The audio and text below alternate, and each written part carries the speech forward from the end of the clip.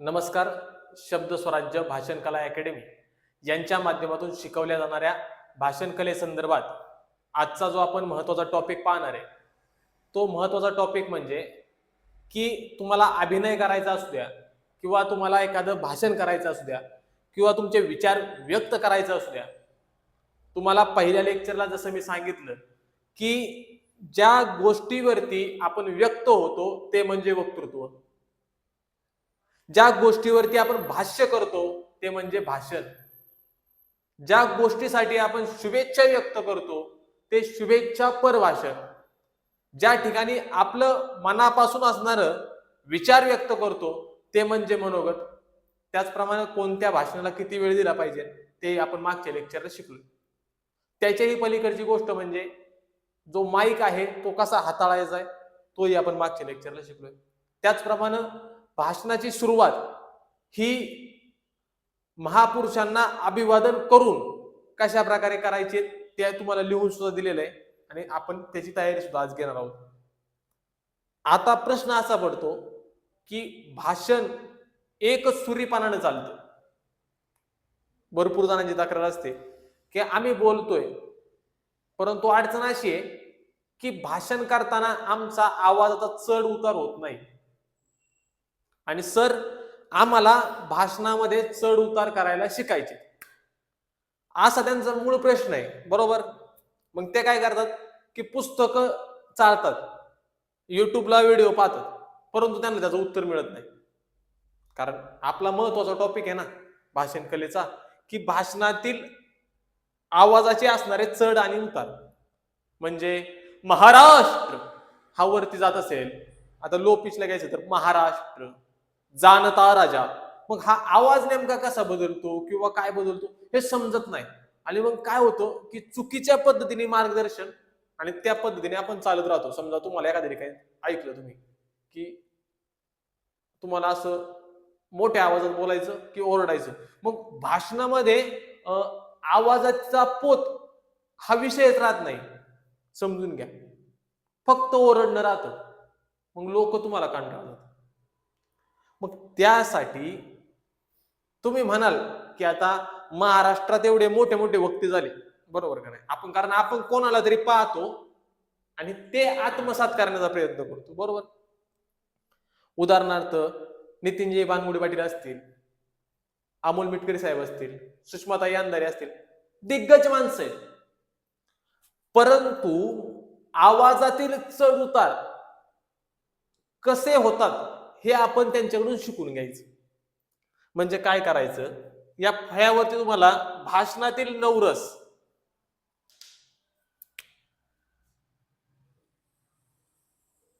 हे लिहिलेलं दिसेल.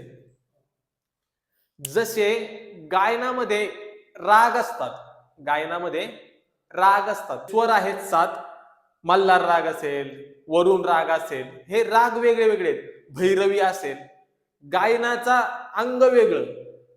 आता तुम्ही जेव्हा एखादा अभिनय करता, भाषण करता, एखाद्या ठिकाणी व्यक्त होता, त्यावेळेस या नवरसांचा अभ्यास करणं गरजेचं आहे. मग ते नवरस कोणते? शृंगार रस, हास्यरस, करुण रस, भीतीरस, वीररस, रौद्र रस, अद्भुत रस, बिबस्त रस, शांत रस. आता म्हणाल की सर तुम्ही सांगितलंय, मला पण इथं वाचता येते की हे असे असे रस आहेत, परंतु हा रस कुठं वापरायचा, कसा वापरायचा, आवाजाचा पोत कोणता असावा. बरोबर. आता तुम्ही म्हणाल की गणेशराव हे भाषण शिकताना आम्हाला याची काय गरज आहे. मग तुम्हाला जर तसं भाषण करायचं असेल की व्यक्त होतोय, असं बोलतोय, तसं बोलतोय, जर तुम्हाला त्याच्यातलं भाषण करायचं असेल तर मग ती एक काम चालू गोष्ट झाली. परंतु तुम्हाला भाषण कलेला न्याय द्यायचा असेल तर मग काय आहे, तर शृंगार रस. आता शृंगार या शब्दाचा अर्थ काय होतो? शृंगार म्हणजे थोडक्यात मराठी भाषेत सजणं, सजणं. बरोबर. आता तुम्ही एक विचार करा, शृंगार रस कुठं वापरला गेला असेल? म्हणजे बऱ्यापैकी लिखाणामध्ये ज्या ठिकाणी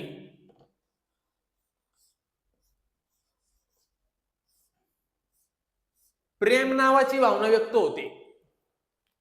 काय? प्रेम नावाची भावना व्यक्त होते, त्या ठिकाणी शृंगार रस वापरला जातो. प्रेम नावाची भावना व्यक्त होते, त्या ठिकाणी शृंगार रस वापरला जातो. प्रेम आईचं आणि मुलाचं सुद्धा असू शकतं. मातृत्व, बरोबर. एखाद्या प्रियकर आणि प्रेयसीचं पण असू शकतं, बरोबर. म्हणजे प्रेमाला व्याख्या नाही असं म्हटलं जातं. तसंच शृंगार रस हा ज्या ठिकाणी प्रेमाचा प्रसंग सांगायचा आहे, प्रेम या भावनेतून निर्माण झालेलं वाक्य तुम्हाला तुमच्या मुखातून भाषणामध्ये वापरायचं आहे, त्या ठिकाणीच फक्त शृंगार रस वापरायचा.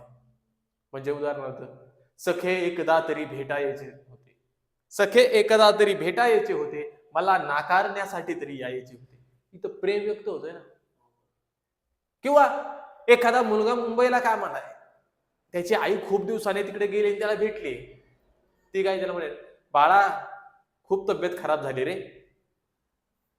प्रेम व्यक्त झालं, तिथं शृंगार, ते वाक्य सजलं कशाने? प्रेमाने. ज्या ठिकाणी प्रेम व्यक्त होतं त्या ठिकाणी शृंगार रस वापरायचा. या रसाबद्दल जर काय अडचण असेल तर विचार.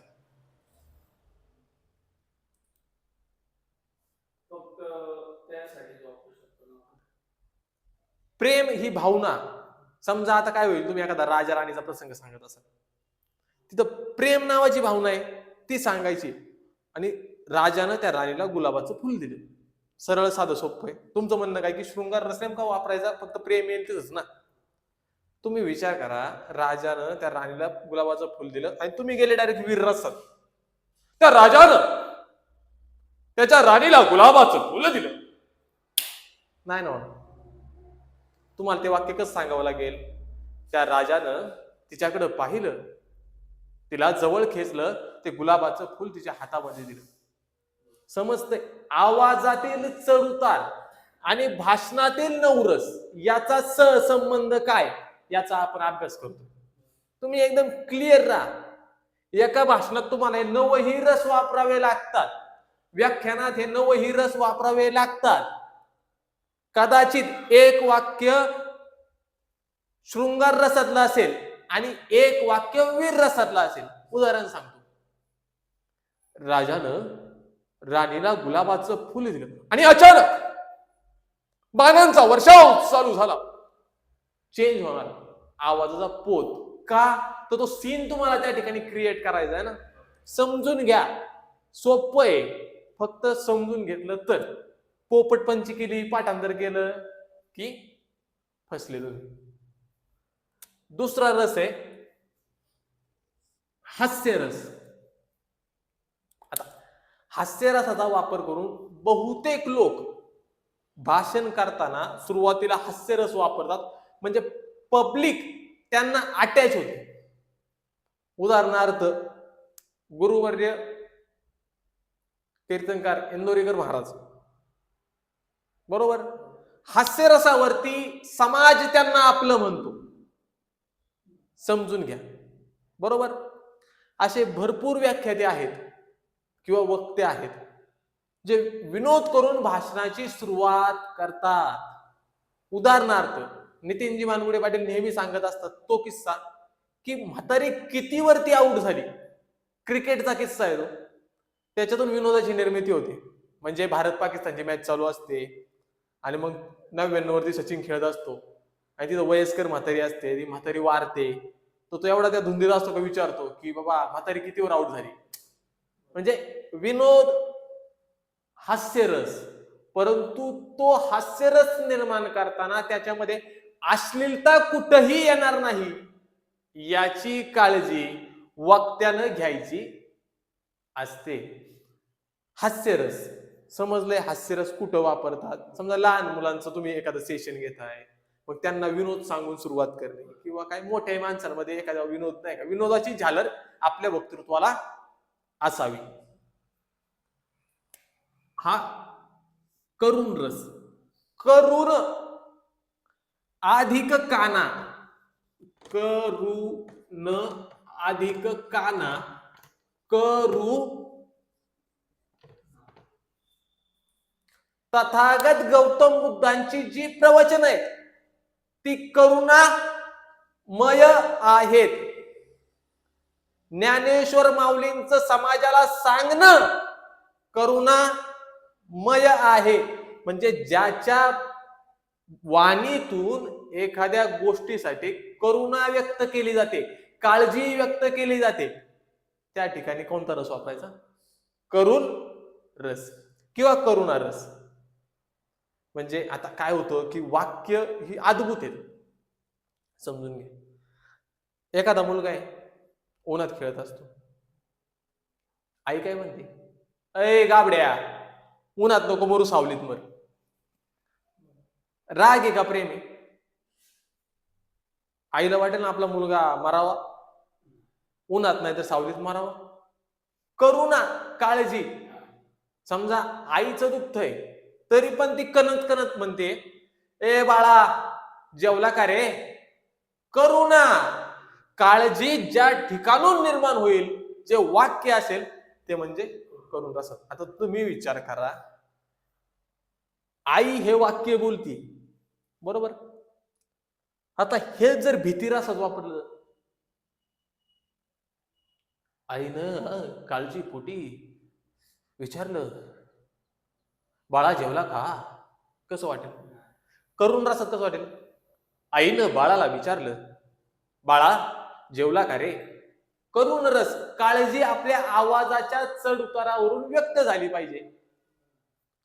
भीती रस, आता भीती, भय म्हणजे जे चित्ती वसे ते मनी दिसे.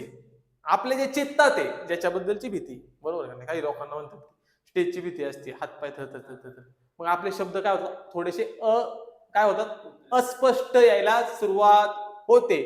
परंतु भीती रस वापरताना ते स्किल आपल्याला वापरावं लागतं. समजून घ्या. समजा तुम्ही एखादा हॉरर प्रसंग सांगताय, भीतीदायक प्रसंग सांगताय, तुम्ही एखादी भूताची कहाणी सांगताय की ज्या ठिकाणी एखाद्याच्या हृदयाचा ठोका चुकला पाहिजे, त्यावेळेची शैली ज्या ठिकाणी वापरायची तो म्हणजे, आता म्हणाल्याचं एखादं उदाहरण तर कसं, किर काळोख पडलेला होता,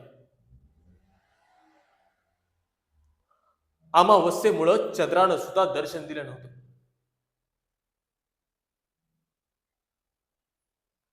आणि त्यात एकाकी असणारी ती झोपडी, त्याच्या भिंतीवर असणारा लुकलुकणारा दिवा, ते वाट चुकलेलं लहान पोरग नकळत त्या झोपडीकडे आकर्षित गेलं. झोपडीचा दरवाजा उघडला, कर, ते पोरग आत गेलं. 2 पावलं त्यानं आत टाकली, झोपडीचा दरवाजा अचानक बंद झाला था आणि समोर लटकलेलं प्रेत त्याला दिसत होतं. त्या पोराची शुद्ध हरपली. त्या आवाजाच्या डेन्सिटीनं, चढ उतारानं त्या क्षणाला भीती निर्माण करणं म्हणजे हा दुसरीकडे वापर देतो. त्या पोराला शाळेत जायचं होतं, पाठीवरती दप्तर घेतलंय आणि त्याच्या डोक्यात इतकंच की शाळेत जायचं सांगायचं, मॅडम मी सुद्धा 15 ऑगस्टला भाषण घेणार आहे. डोक्यामध्ये तोच विचार. पोरानं रस्ता क्रॉस केला, अचानक ट्रकला धडक, पोराला जबर दुखापत झाली. भीती, ज्या ठिकाणी भीती निर्माण होईल त्या ठिकाणी. आता हा आपल्याकडे बऱ्यापैकी ठिकाणी वापरला होता दादा, वीररस. कारण छत्रपती शिवाजी महाराजांचं शौर्य सांगताना, छत्रपती संभाजीराजांचं शौर्य सांगताना ज्या रसाचा वापर जास्त वेळा केला जातो त्याला वीर रस असं म्हणतात. म्हणजे एखाद्या वीराचं वीरत्व ज्याच्या माध्यमातून, ज्या आवाजाच्या माध्यमातून, त्या चढ उताराच्या माध्यमातून सांगितलं जातं ना, त्याला वीररस म्हणतात. म्हणजे उदाहरणार्थ, या महाराष्ट्राच्या मातीत ज्या राजानं स्वराज्य नावाचं स्वप्न पाहिलं आणि रायगडाच्या पवित्र मातीवर 32 मन सोन्याचं सुवर्ण सिंहासन संस्थापित केलं. ते छत्रपती शिवाजी महाराज. आवाजाचा चढ किंवा छत्रपती शिवाजी महाराजांचे एखादी लढाई असेल, बाजीप्रभूंचं शौर्य असेल, म्हणजे उदाहरणार्थ एखादंच वाक्य असेल नॉर्मल, राज तुम्ही गडावरती पोहोचल्यावर तोफांचे बार द्या, आवाजी समजावून घेईल आमचं राजा या स्वराज्याचा धनी विशालगडावरती पोहोचला. तर म्हणून एकच वाक्य ते वीररसात जाईल, आवाजाच्या चढ उतारामध्ये जाईल, त्यावेळेस तुमचं वक्तृत्व फुललं. बरोबर. रौद्ररस, रौद्ररस म्हणजे जो थोडासा किळसवाना असतो पण त्याच्यामध्ये ज्वाजल्यपणा असतो. रौद्र, रौद्र, रुद्र, रुद्र शंकराचा नाही, रुद्र म्हणजे ज्या वेळेस शंकर तांडव करतोय, आगीचे लोळ उठतायत, अशी भावना ज्या वाक्यांमध्ये उत्पन्न होते ना, तो रौद्ररस. समजून घ्या, सोपी गोष्ट आहे, थोडीशी डोक्याच्या वरतून जाईल परंतु तरी सांगतो. संभाजी महाराजांना मुकर्रब खानानं अटक केली आणि त्याच्यानंतर त्यांची धिंड काढली गेली, त्यांना त्रास दिला गेला, तरी सुद्धा हा स्वराज्याचा धनी औरंगजेबाच्या समोर जाऊन दहाडतोय. त्या ठिकाणी जो रस निर्माण होतो त्याला रौद्र रस म्हणतात. समजतंय? मग रौद्र रसाचा वापर कुठं करायचा हे फक्त इथं समजलं पाहिजे. हा कोणता रस आहे भाऊ? अद्भुत रस. अद्भुत रस काय होतं, जे आपण लहानपणी कथा ऐकायचो, अली बाबा त्या गुहेच्या समोर आला आणि म्हणाला खुलजा सिम सिम, आणि त्या दोन दगडांच्या मध्ये ते एक दरवाजा निर्माण झाला. जी अद्भुतमय गोष्ट सांगितली जाते, जादूमय गोष्ट सांगितली जाते, त्या ठिकाणी अद्भुत रस वापरला जातो. तुम्ही जर लहान मुलांना सांगत असेल, एखादी कथा सांगत असेल, गोष्ट सांगत असेल, तर मग आपण काय म्हणतो, आटपाट नगर होतं आणि त्या नगरामध्ये एक वाघ होता आणि एक उंदीर होता. मग वाघ उंदराला म्हणाला. आता वाघ कधी बोलन का उंदरासोबत? म्हणजे टॉम एंड जेरी कार्टून झाले किंवा काय, हे सगळे अद्भुत रसावरती आधारित. हा बिभत्स रस हा शक्यतो कुठेही वापरला जात नाही. आता समजून सांगायचं म्हणलं तरी अडचणी. म्हणजे उदाहरणार्थ काही वक्ते असे आहेत, म्हणजे आदरणीय वक्ते आहेत ते, परंतु नाही का ते अशा शब्दांचा वापर करतात जिथं किळसवाना प्रकार निर्माण होतो. म्हणजे गुलाबजाम फेकून मारला तर नाकात जाईल, शेंबोड, म्हणजे ज्या ठिकाणी मलविष्टा अशी, आपण ज्याला एखादा बिभत्स प्रकार म्हणतो, विचित्र प्रकार म्हणतो, जो आपल्या समाज मान्यतेला मान्य नाही, आणि अशा शब्दांचा उच्चार करून जो वक्ता बोलतो तो म्हणजे बिभत्स रसाचा वापर करतो. हा रस वापरताना रिस्की रिस्की विनोद निर्माण होतो, परंतु आपल्यावरती बिभत्सपणाचा शिक्का बसण्याचा सुद्धा, बरोबर का? आणि ह्या रसामधला सगळ्यात महत्वाचा रस तो म्हणजे शांत रस. दशक्रियेचं भाषण असेल त्या ठिकाणी शांत रस, करुण रस वापरायचा, त्या ठिकाणी दुसरा रस वापरायचा नाही. म्हणजे जडंतकरणानं भीमा भामा नदीच्या पवित्र संगमावरती कैलासवासी हा जो आवाजाचा पोत आहे तो शांत रसामधला आहे. प्रत्येकाच्या आवाजानुसार तो कमी जास्त होणार, त्याची अडचण नाही.